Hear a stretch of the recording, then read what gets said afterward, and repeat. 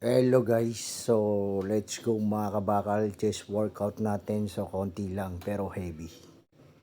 Simula kaagad tayo sa heavy guys, so dito 4 set dahil single tayo, wala tayong kasabay. Heavy pa rin tayo guys, so ito yung inuna natin, yung incline dumbbell.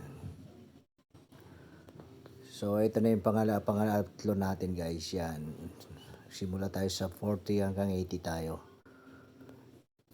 So, kailangan guys agad yung ano natin na workout natin, yung dumbbell kailangan nakapantay sa shoulder natin. At yung siko naka ano sa may bandang ribs natin. So, yan na guys, so yan. 'Di ba? Naka-usli pa baba yung siko. So, ito na yung pang last workout natin sa chest. So, hindi ako dito nag-heavy ng sobra.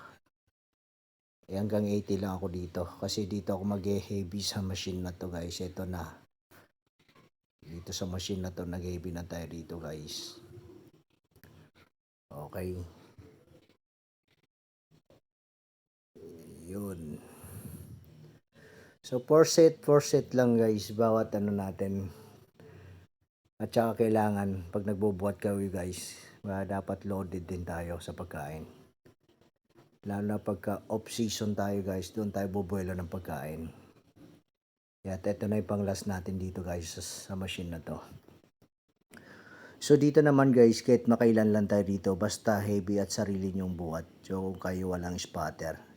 Pero maganda sana kung may spotter tayo kasi nasasagad natin yung reps natin.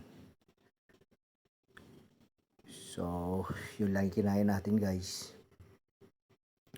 Yun ang pump ng pump. So kailangan din guys may mga supporter tayo sa siko. O dyan sa may kamay. At ito naman yung ano natin. Pekdek to sa chest. Okay. So pwede din dito mag shoulder guys. Ang pinanghuli ko dito guys yung cable crossover.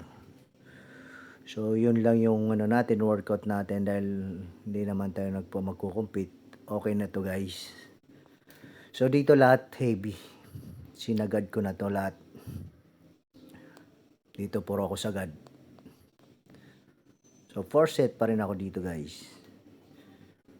So sa mga nagtatanong sa akin guys, natural tayo ngayon. So kailangan natin ayusin yung pagkain. So naka chicken breast tayo, kaya tilapia at 15 egg. Everyday yon guys. So ganun lang guys, pagka off season, kailangan naglilinis din tayo ng katawan at marunong tayo sa pagkain. Hindi porke gamot-gamot lang. Sapat na tayo na mayroon tayong creatine at BCA. So yun lang guys at pre-workout.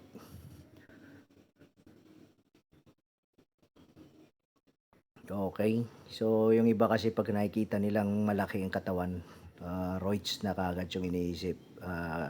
Sa totoo lang guys, hindi lalaki ang katawan nyo kahit naka-roids kayo kung wala kayong sapat na pagkain. At hindi niyo makukuha sa buhat lang. 'Di ba? Oh, malakas nga kayo magbuhat, wala naman kayo sa pagkain. Hindi kayo marunong kumain. Hindi kayo marunong mag-ano ng calories. So, wala rin guys. So, kailangan guys mag-aral tayo ng maayos at magpaturo tayo sa mentor natin ng maayos at isaulo natin. Para pag nag-solo kayo guys, alam nyo na yung mga workout at pagkain. At hindi tayo nagtatanong at hindi tayo nang babash ng iba. So, kailangan disiplina ipasok nyo sa sarili nyo. Number 1 yun. Discipline. Okay guys, so yun lang workout natin, tapos na sabay flex naman, check natin yung katawan natin kung may improvement. Katulad ng sinabi ko, pag puro angas ka lang at walang improvement, tigil nyo na. Tigil nyo na, doon na lang kayo sa kalye mag-angas-angas. So sa gym guys, kailangan ng disiplina. Walang angasan dito. Kung maangas kayo tingnan, nakapokus kayo. So yun lang guys, number 1 doon. So, yun lang guys. Maraming salamat sa mga followers natin. So, workout lang tayo everyday. So, kailangan focus ha. So, dapat may goal kayo pag nag-gym kayo. Yun lang guys. Sukran.